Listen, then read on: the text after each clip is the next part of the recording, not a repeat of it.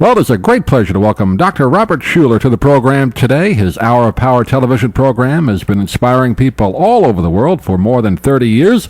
The Crystal Cathedral in Garden Grove, California is one of the most successful ministries, helping thousands of people every day. And Dr. Schuller joins us now by telephone. How are you, Doctor? I'm terrific. How are you? We're doing great. It's great to talk to you. Happy St. Patrick's. That's right. Yeah, I've been watching. Growing up in New York, watched your Hour of Power almost every week as a kid, and catch it as often as I can down here in Florida. And congratulations on the success of the program. Thank you very much.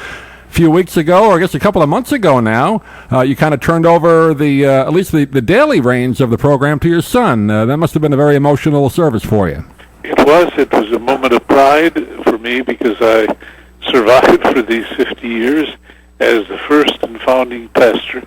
I've been given a new contract as founding pastor. I'll be very active, traveling around the world, speaking probably once a month on the Hour of Power, but I'm no longer involved in all the committee meetings and decision-making meetings of running the day-to-day operations, and that's a real relief.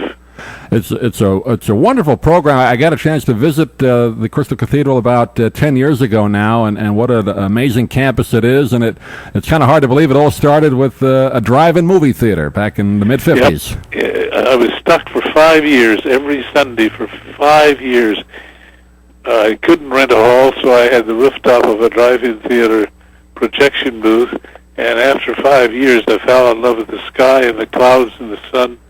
And boy, I couldn't go back to a regular church, so I hired Philip Johnson, a great architect, and said, "Build me a glass church."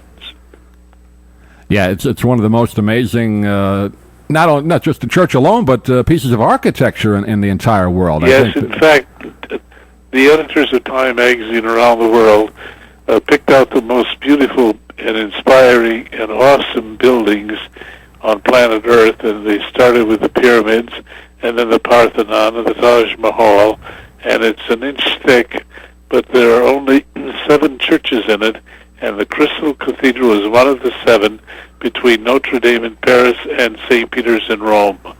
It really is a wonderful place to be there for the service. I had a chance to be there, and it was very inspiring, even just walking around there. So I wanted to tell you that from a personal perspective. And now you're going to be going out. I know you wanted to talk a little bit about raising money for the Crystal Cathedral Foundation, right?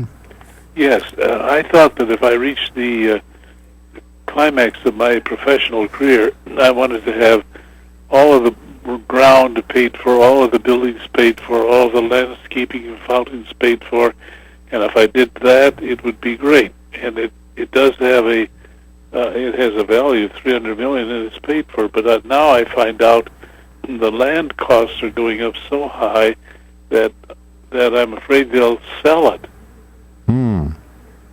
That's true. We see that a lot down here in Florida, Doctor. There's the incredible real estate boom in the last few years. So this particular foundation will make sure that doesn't happen, right? Yes, I belong to the oldest denomination in North America, in the United States. It was called the Dutch Reformed Church. They bought an island from the Indians, called it New Amsterdam, later sold it to New York, and it became New York. And we had once had 54 churches on Manhattan, and they got sold off until we had 2 left on Fifth Avenue, one on 29th Street, where Norman Peale is preacher, the other one up at Rockefeller Center. And Rockefeller kept offering them so much money, they finally couldn't turn it down, and they sold St. Nicholas Church. It was demolished. And I don't want that to happen here to the Crystal Cathedral, so I'm going to spend the rest of my life building a separate trustees that will hold title to the land of the buildings, and no longer will the church board control it, so they can never sell it. I think that's a wonderful thing. There's no way that piece of property should ever be anything than it is right now. I had a chance many times growing up in Long Island, Doctor, to go to Marble Collegiate Church and see Dr. Peale speak, and it was always an inspirational service. And then, of course, you kind of carried the torch out to the West Coast. Did Dr. Peale actually recommended you, didn't he, to the West Coast? Yes, he did. He helped pick me to be the founding pastor of a church that he hoped could become on the West Coast what Marble Collegiate was for almost 400 years on the East Coast. Yeah, and it's a wonderful, wonderful organization. Just kind of getting back to the Hour Power program, it started, early 70s. Are you in your 35th year now for the Hour Power television? We did start the first Sunday of February, 1970. So this should be the 36th or 37th year coming 36, up. yes. Yeah. And you've always had big guest stars on, too. I think a lot of people may not realize that haven't seen it. I mean, you have, I saw one show you did a long time ago, not too long ago. You had Milton Berle on. That was a lot of fun. Yeah. Milton Berle was a person who never missed the Hour Power.